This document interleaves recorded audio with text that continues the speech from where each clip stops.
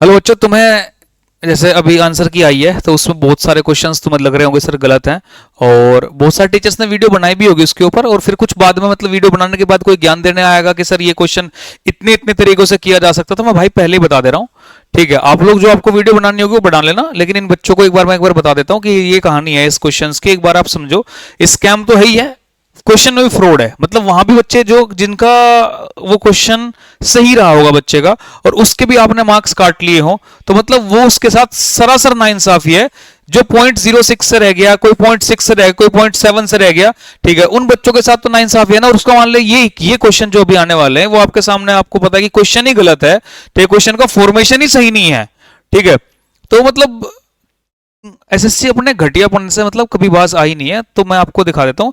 कई बार बच्चों को लगता है सर एसएससी में क्वेश्चन गलत कैसे आ सकता है, टीचर ऐसे ही बोलते रहते। भाई पहले भी आए हैं और बहुत बार आए, पिछले भी कहोगे तो इसकी भी सीरीज चला देंगे एक अपन, ठीक है, कि हाँ सर देखिए एसएससी गलत क्वेश्चंस हैं, ये ठीक हो सकते थे। देखो ध्यान से, इसमें एक क्वेश्चन ये है, ये क्वेश्चन आप जैसे पढ़ोगे, a function of two variables varies directly with X and inversely with Y, determine the function when x is equal to 5 y is equal to 3। मतलब फंक्शन की वैल्यू हमें डिटरमाइन करनी है, given that x is equal to 0 and y is equal to 1, f is equal to 15। एक मामला given हो गया, एक कंडीशन गिवन होगी। दूसरी कंडीशन क्या है, x की वैल्यू 1 है, y की वैल्यू 15 है, तो f की वैल्यू 2 है।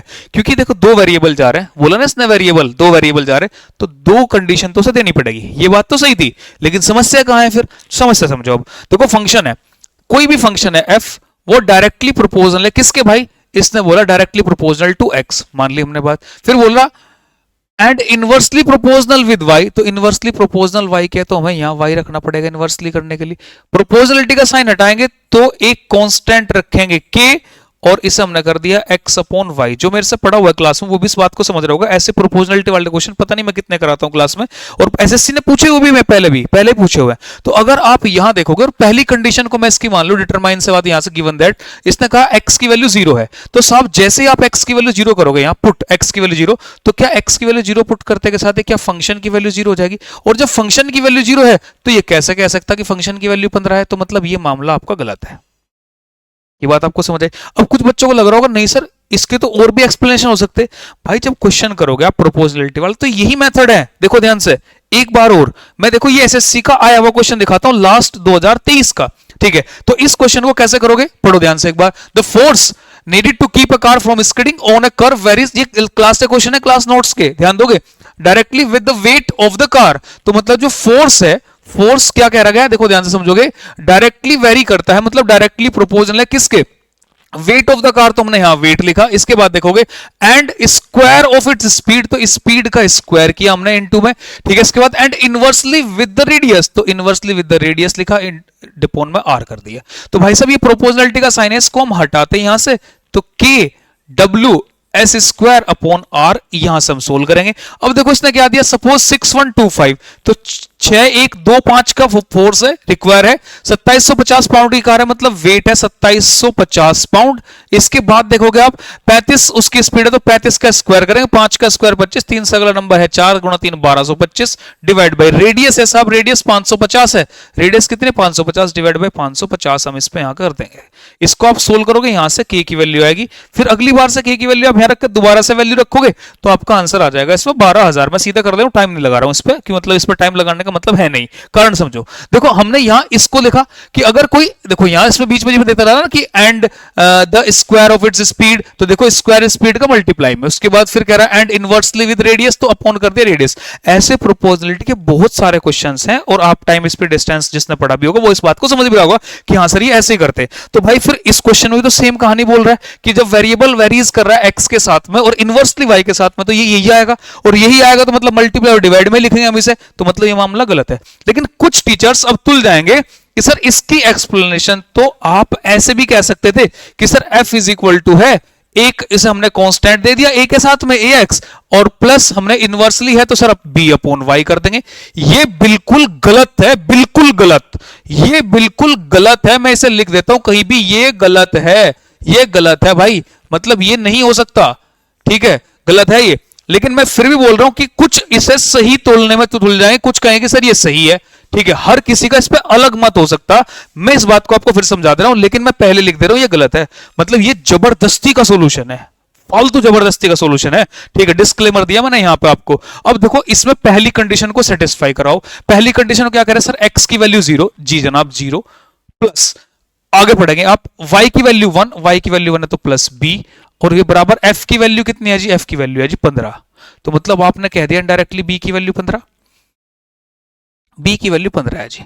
ठीक है जी, आपकी बात मान ली हमने। इसके बाद देखो जी दूसरी कंडीशन, f की वैल्यू, f बराबर में पहली कंडीशन को हमने सेटिस्फाई करा। दूसरी कंडीशन देखो भाई, दूसरी कंडीशन क्या, x की वैल्यू 1, x की वैल्यू यहां 1 रखोगे तो ये a बचेगा, प्लस जी y की वैल्यू कितनी है, y की वैल्यू कितनी है, x की वैल्यू हमने a 1 रख दी, x की वैल्यू जब हम 1 रखेंगे तो a बचेगा, और b, और ये y है तो b यहां हमने लिखा, और y की वैल्यू कितनी है जी 15 हमने यहां लिख दी। तो f की वैल्यू कितनी आ रही, 2 आ रही, f की वैल्यू 2 आ रही है। ठीक है, f की वैल्यू 2 आ रही। बात को समझो ध्यान से, बड़े आराम से। पहला का मामला क्या, x की वैल्यू 0 है, डन। y की वैल्यू 1 है, f की वैल्यू 15 है, हमने यहां लिखी, f की वैल्यू 15, y की वैल्यू 1, x की वैल्यू 0, तो ये b की वैल्यू कितनी है, यहां से 15 आई। ठीक है, इसके बाद में चलो फिर 4 कह रहा है, 4 x is equal to 1, x की वैल्यू हमने 1 लिखी, x की वैल्यू 1 लिखी तो a बच गया। y की वैल्यू 15, y की वैल्यू हमने 15 लिखी, f की वैल्यू कितनी है जी, f की वैल्यू 2 है। मेरी बात आपको समझ आ रही है यहां से। अगर मैं यहां b की वैल्यू 15 ले लूं, ठीक है, b की वैल्यू 15 ले लोगे तो b की वैल्यू यहां से 15 रखते के साथ ही 15 डिवाइड बाय 15 1 हो जाएगा, तो a प्लस 1 बराबर 2 आएगा, तो a की वैल्यू आ जाएगी 1। तो मतलब 2 सेटिस्फाई करके अब वापस फिर से आओ। इसने बोला डिटरमाइन द फंक्शन, फंक्शन को डिटरमाइन करना तो यहां रखेंगे फंक्शन की वैल्यू, फंक्शन की वैल्यू निकालनी है हमने जी। ठीक है, a की वैल्यू कितनी है जी 1 है, a की वैल्यू 1 है, a की वैल्यू 1 है, कब निकालने, जब x की वैल्यू 5 है, तो x की वैल्यू 5 दे दी हमने, प्लस इसके बाद b की वैल्यू देखो यार सर 15 है, b की वैल्यू 15 है, डिवाइड में y की वैल्यू कितनी है जी 3 है, y की वैल्यू 3 दे दी, तो ये भी 5 हो गया, और 5 और 5 10 हो गया, और इन्होंने जबरदस्ती सेटिस्फाई करा दिया। मैं फिर बोल रहा हूं क्वेश्चन गलत है, गलत है। ये सॉल्यूशन इसका जबरदस्ती का सॉल्यूशन है, फालतू का सॉल्यूशन है। ठीक है, एसएससी इसे कोर्ट में घसीटेगी कि हमने ये सॉल्यूशन दिया है तुम्हें शानदार वाला, खाक सॉल्यूशन दिया, तुमने खुद नहीं कराया ये क्वेश्चन। तो इसमें ये इसका मतलब फिर इसको कांट कह रहे हो आप, तो ये साफ गलत था। इसके बाद अगले क्वेश्चन पर आ जाओ। ये क्वेश्चन दूसरा क्या कहता, एसएससी नंबर सिस्टम के जब क्वेश्चन मैंने कराए हैं, बहुत सारे यूट्यूब पे पढ़े होंगे और बहुत ऑफलाइन वाले बच्चे सारे समझ रहे हैं इस बात को। कोई भी ऐसा क्वेश्चन होता तो हमेशा लिखते जैसे 1 2 3 4 5 संख्याएं हैं इसमें, तो इसमें क्या बोलते, इज अ 5 डिजिट नंबर। इसको आप कैसे बोलोगे कि ये 5 अंकों की संख्या है। अब शायद आपको सही दिखेगा कि ये 5 अंकों की संख्या है। ठीक है, 5 अंकों की संख्या है, तो इसमें एसएससी ने आपसे क्या पूछा, ठीक है, इससे पहले लिखना चाहिए था, पहले डिस्क्लेमर होना चाहिए था कि सर ये 5 अंकों की संख्या है, ये 6 अंकों की संख्या है, ये 7 अंकों की संख्या है। ठीक है, पहले क्लियर करती है एसएससी इस बात को, पहले भी क्लियर किया हुआ है। ठीक है, तो इसमें क्यों क्लियर नहीं किया आपने, और इसमें अगर क्लियर नहीं किया तो आपने कहा 3 से डिवाइड हो जाएगा, तो 3 से डिवाइड होने के लिए सम 3 से डिवाइड होता है, देख 3 से 3 कट गया, 3 से 6 कट गया, 5 और 4 9, 3 से कट गया, तो मतलब जो p की वैल्यू होगी वो क्या क्या पॉसिबल है, p की वैल्यू पॉसिबल सबसे ज्यादा की तरफ से अगर मैं बढ़ोगे या कम की तरफ से अगर बढ़ना शुरू करो, कम की तरफ से 0 पॉसिबल है, 3 पॉसिबल है, 6 पॉसिबल है, 9 पॉसिबल है। क्योंकि आपने सिंगल डिजिट, हम बच्चों को सारे सारे टीचर बोल रहे होते अगर नहीं थे तो सिंगल डिजिट नंबर आप बेटा लेके जाना। ठीक है, सिंगल डिजिट मान लेते। ठीक है, क्योंकि नंबर सिस्टम है तो 0 से आप 9 तक लिख पाओगे, तो सिंगल डिजिट नंबर होगा क्योंकि क्वेश्चन के नंबर के बीच में आ रहा है, तो आंसर हम मारेंगे कितना इस पर कि मैक्सिमम 9 आंसर आएगा इसका, अगर कुछ नहीं होता।